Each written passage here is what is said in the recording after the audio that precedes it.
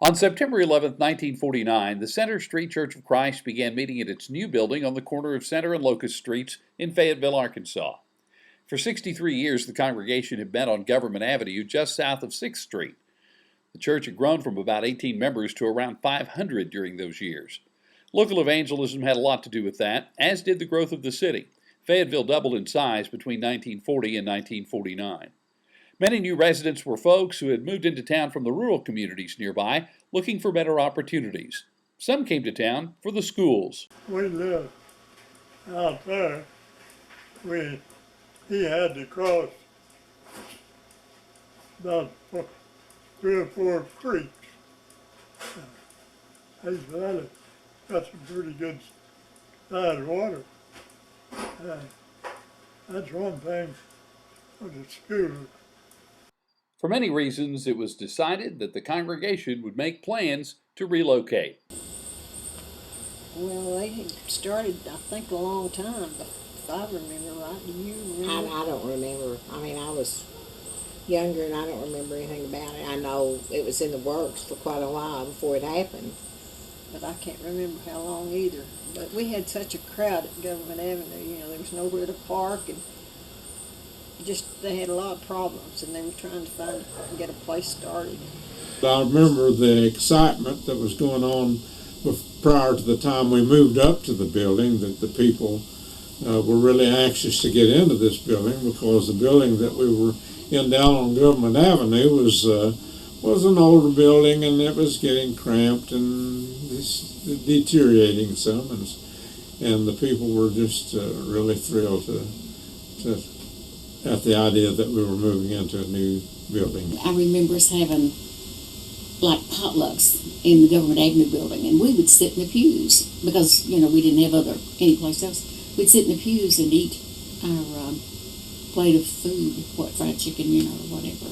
A girl named Ellen Harper come there and preached when I was 12 years old at Government Avenue. His name was Ellen Harper, and that building was full. Well, they must have been. Some of them had to stand outside.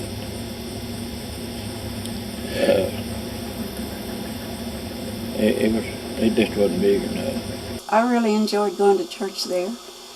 We'd fill the building, so we started a building fund. I remember that. It was pretty full, and the chair was, they had on each side, they faced the pulpit, and then the others faced from the back entrance door, and the young people sat up in the seats that faced the preacher.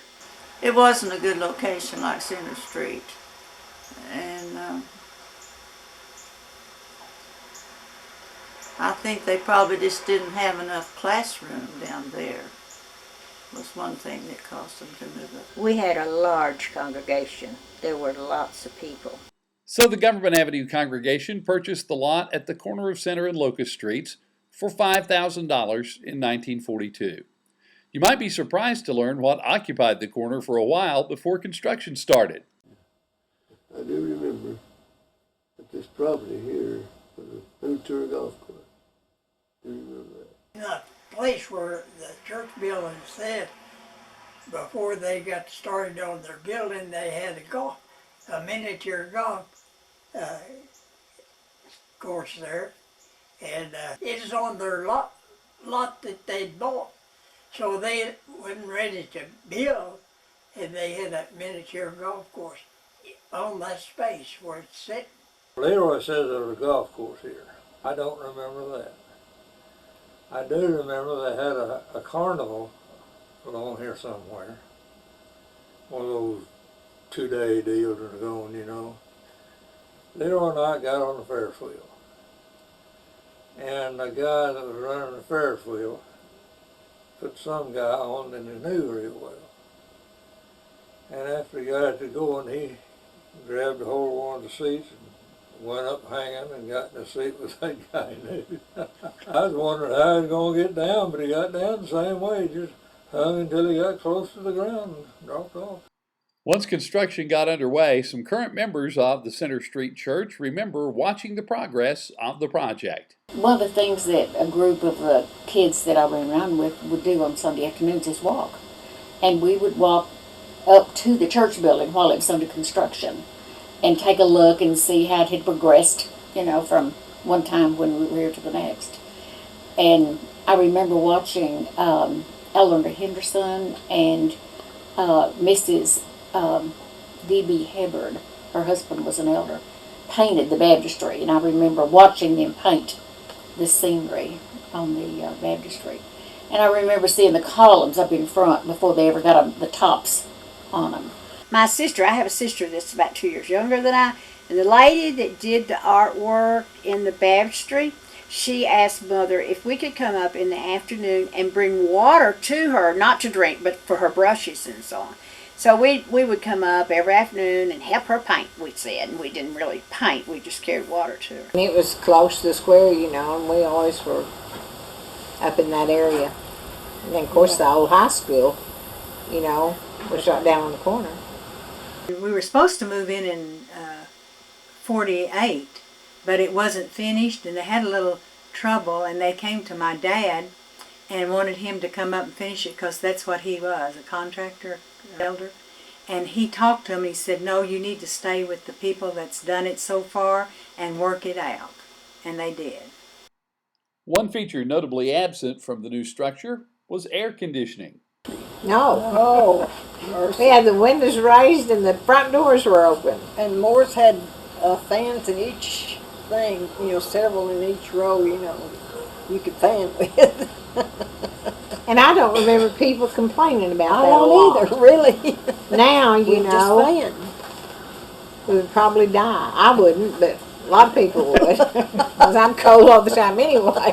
When I was working at Moore's, as an advertisement, Moore put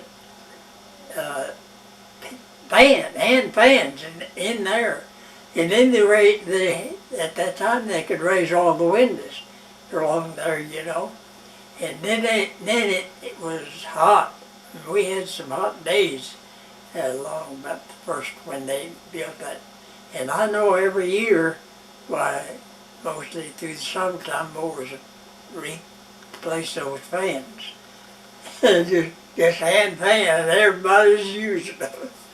That day and time, you never thought about the hot air. You'd open the window and let it blow. At night, because we moved in September and it's still warm, and in the evening services, our high school class set out on the east side where the pen is, the fenced off place is. They set chairs out, and that's where we had our class on Sunday night till it got cold. Anyway, and that was nice. Several people who were present the day the building opened don't remember much about that day, but one feature which impressed many was the style of the light fixtures in the auditorium. And a lot of people were. Yeah.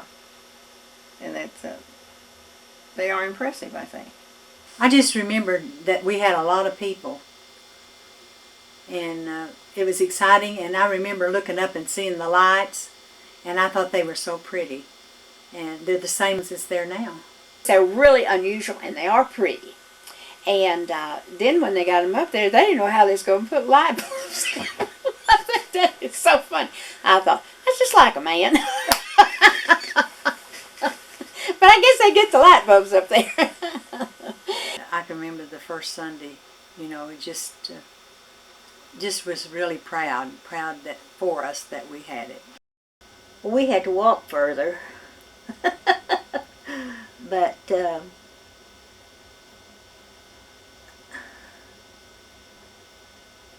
to me, I felt like we were more uptown, which we were. I mean, it had a bigger impression maybe on the congregation because we weren't down by the cemetery.